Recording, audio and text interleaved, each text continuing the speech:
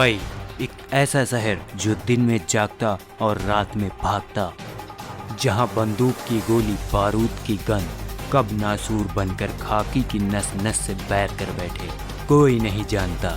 इसी दलदल में अंडरवर्ल्ड डॉन दाऊद इब्राहिम ने वो जहर घोला जिसे खत्म करना मुश्किल ही नहीं नामुमकिन था। लेकिन वो कहते हैं ना, बुराई चाहे जितनी भी शक्तिशाली हो, एक दिन अच्छाई उसका खात्मा कर ही देती है। और इस बुराई की गंदगी में घुसकर इसको साफ करने का जिम्मा उठाया एक नायक ने। जी हाँ, नायक, दया नायक, मुंबई पुलिस का वो सुपर कॉप जिससे दाऊद के गुर्गे भी थर थर कांपते थे। वो दया जो वर्दी पहनने से पहले मुंबई के एक होटल में वेटर का काम कर चुका और प्लम्बर का काम भी कर चुका। वो 90 का दशक था।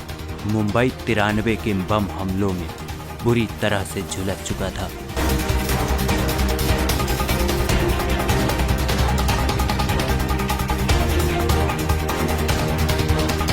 इन धमाकों के बाद दाऊद और उसके भाईजान तो पाकिस्तान में छिप गए, लेकिन दाऊद के गुर्गे छोटा राजन के पंटर अरुण गवली की दहशत से मुंबई कर लगातार जूझते रहे।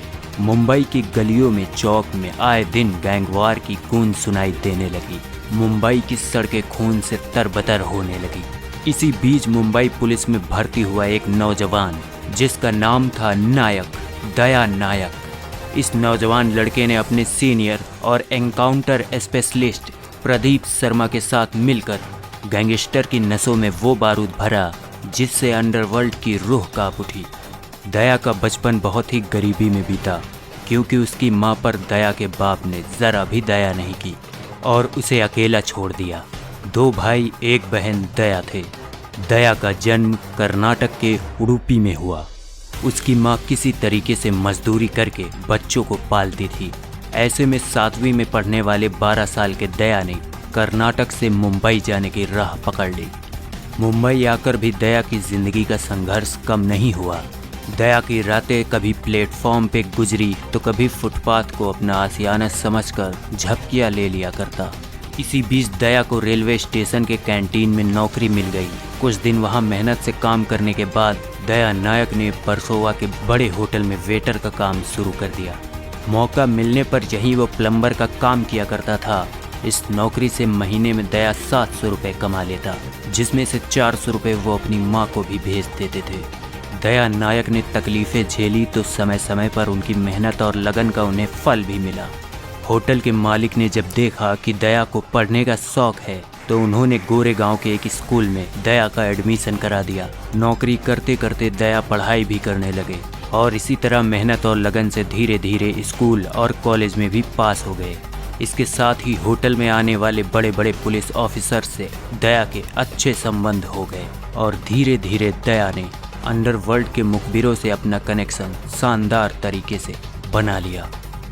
साल 1995 कठिन समय और मुश्किलों की आग में तपकर मुंबई पुलिस को एक जवान सब इंस्पेक्टर मिला। दया नायक की पहली ज्वाइनिंग जुहू पुलिस के स्टेशन में हुई। 31 दिसंबर को दया नायक का सामना छोटा राजन के कुछ गुर्गों से हो गई। उन्होंने दया नायक पर ओपन फायर कर दिया। नायक ने भी तगड़ा जवाब दिया और 2 गुर्गों को वहीं ढेर कर दिया।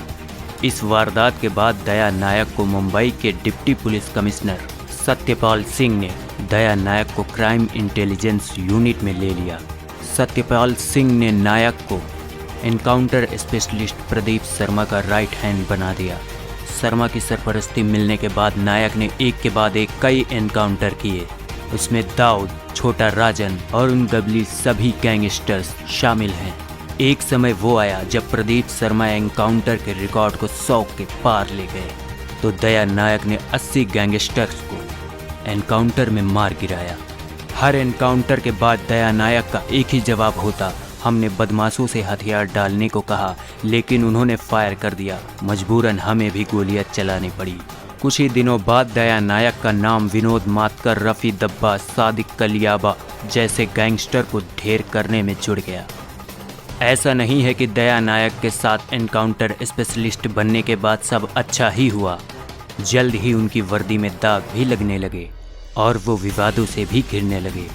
दया नायक के दामन पर साल 2000 में बड़ा आरोप लगा जब उन्होंने कर्नाटक के उडुपी में अपनी मां के नाम एक हाई स्कूल खोला। इस स्कूल के उद्घाटन में कर्नाटक के शिक्षा मंत्री के अलावा बॉलीवुड की तमाम हस्तियां पहुंची, जिसमें सुनील शेट्टी, आफताब सुरासानी और अमिताभ बच्चन शामिल रहे। दया पर यह आरोप लगा कि उन्होंने अपनी पावर का गलत इस्तेमाल किया और मुंबई के एक बड़े बिजनेसमैन पर बड़े अमाउंट के डोनेशन के लिए दबाव बनाया। ऐसे में सभी आरोपों के बारे में दया नायक ने एक टीवी इंटरव्यू में कहा, वो स्कूल मेरा नहीं था, वो सरकारी स्कूल है। मैंने इस स्कूल के लिए सिर्फ इनिशिएट किया है। कानून के मुताबिक मैंने काम किया। 10,000 रुपये से ज़्यादा मैंने किसी से डोनेशन नहीं लिया। अमिताभ बच्चन समेत बॉलीवुड के जितने भी लोग हैं, अगर वो आए तो बुरी बात क्या है? अच्छे काम के लिए आए, हमने पैसा कमाने के लिए स्कूल नहीं बनाया। अमिताभ बच्चन भी इस उद्घाटन में दया नायक से काफ़ी प्रभावित हुए। अमिताभ बच्चन ने दया नायक पर उस दौरान काफ़ी कुछ कहा। मैं अब तक दया नायक को एक शानदार पुलिस ऑफिसर के तौर पर जानता था, ऐसा इंसान जो हमारी सुरक्षा करता है। मैंने दया नायक का एक नया रूप देखा है। मैं बहुत आश्चर्यचकित हूँ कि एक पुलिस ऑफिसर इस तरह के मानवीय कार्यों से भी जुड़ा है। मुझे उन पर गर्व होता है। एक ज़माना था जब दया के पास जूते भी पहनने को नहीं थे, आज वो ये सब करने के लायक हुए हैं। इस समारोह में अमिताभ बच्चन ने दया नायक के किस्सों को खुद बताया। ऐसा लगा कि दया नायक और महानायक एक दूसरे को करीब से जानते हैं। सच भी यही था। दया नायक ने मुंबई पुलिस ज्वाइन करने के बाद से ही बॉलीवुड में अपनी गहरी पहर बना ली। दया ने ऐसा क्यों किया, इसके बारे में उन्होंने एक टीवी इंटरव्यू में खुलकर बताया। मैं बॉम्बे आया, मैं हार्ड वर्क करके पढ़ा हूँ। आज ये कहा जा रहा है मैं कॉलेज पढ़ा ही नहीं, मैं CS कॉलेज का स्टूडेंट हूँ। मुझे IPS लोगों ने ही बोला था फिल्म इंडस्ट्री के लोगों से दोस्ती करो, क्योंकि अंडरवर्ल्ड और फिल्मी हस्तियों की दोस्ती है। फिल्म अब तक 56 में मेरा कोई फाइनेंस नहीं है।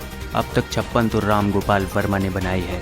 ये लोग उसे भी बेवजह परेशान कर रहे हैं। आरोपों का सिलसिला चलता रहा, लेकिन इस दौरान एक चीज़ नहीं रुकी, वो थे एनकाउंटर।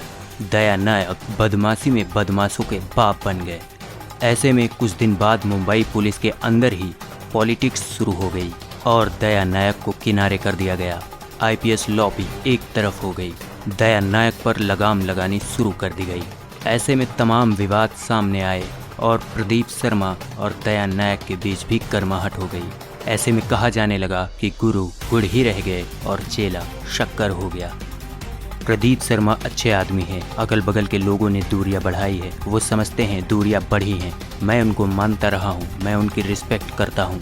AN रॉय को मुझे सस्पेंड करने की जल्दी थी, जेल जाने से पहले ही मुझे सस्पेंड कर दिया। साल 2003 में पत्रकार तिरोत्कर ने आरोप लगाया कि वो अंडरवर्ल्ड के साथ मिलकर धमकाने और वसूली करने का कारोबार करते हैं। मामला कोर्ट तक पहुंचा। किरोलकर ने आरोप लगाया मुंबई पुलिस का नायक हिंदुस्तान के खलनायक छोटा शकील के साथ मिलकर आपराधिक गतिविधियों को अंजाम देता है। इस मामले की मकोका के तहत जांच हुई, जिसके बाद इन आरोपों पर दया नायक ने एक इंटरव्यू में कहा, एनकाउंटर हमने जो किए हैं पुलिस और सोसाइटी के लिए किए हैं। एनकाउंटर पर दाग न लगाएं, वो आगे भी करते रहेंगे। अगर अनुमति मिलेगी तो पुलिस के काम में शक मत कीजिए, ऐसा कभी भी नहीं हुआ। एनकाउंटर स्पेशलिस्ट कभी किसी खास के लिए काम करता है। मैं मरने से डरता नहीं, कितनी बार मुझे गोली लगी है। राजनीति IPS लॉबी करती है, ये लोग डिवाइड एंड रूल पॉलिसी करते हैं। मैं कभी पार्टियों में नहीं आता, पेज 3 में नहीं आता। हाँ, मैं मीडिया में आ गया। इतने लोगों को मारने के बाद, एनकाउंटर करने के बाद मुझे सजा दी जा रही है। इसी बीच साल 2006 में दया नायक के खिलाफ एंटी करप्शन ने भी जांच शुरू कर दी। उन्हें इस बार जेल तक जाना पड़ा। इस दौरान उन्होंने कानूनी लड़ाई लड़ी और हमेशा की तरह वो बेदाग साबित हुए। साल 2010 में सुप्रीम कोर्ट ने दया नायक के खिलाफ मकोका के तहत लगे सभी आरोपों को निरस्त कर दिया। 2012 में दया की मुंबई पुलिस में बहाली हुई। 2015 में नायक को दोबारा सस्पेंड कर दिया गया, वो इसलिए क्योंकि उनकी पोस्टिंग नागपुर कर दी गई थी और उन्होंने ये पोस्टिंग ज्वाइन नहीं की। साल 2016 में दया नायक की मुंबई पुलिस में फिर से बहाली हुई और 2 साल के अंदर साल 2018 में उन्हें प्रमोट कर इंस्पेक्टर बना दिया गया। साल 2019 में दया नायक को एंटी टेररिस्ट स्क्वाड यानी ATS में शामिल किया गया। 2021 में एंटीलिया केस में दया नायक जांच टीम का हिस्सा भी रहे। ये सच है, विवादों के बीच दया नायक को जब भी मौका मिला वो नेटवर्किंग और जबानगी का हुनर मनवाते रहे। उन्हें 2 बार गोली लगी, एक बार आतंकियों ने बम तक से उन पर हमला कर दिया।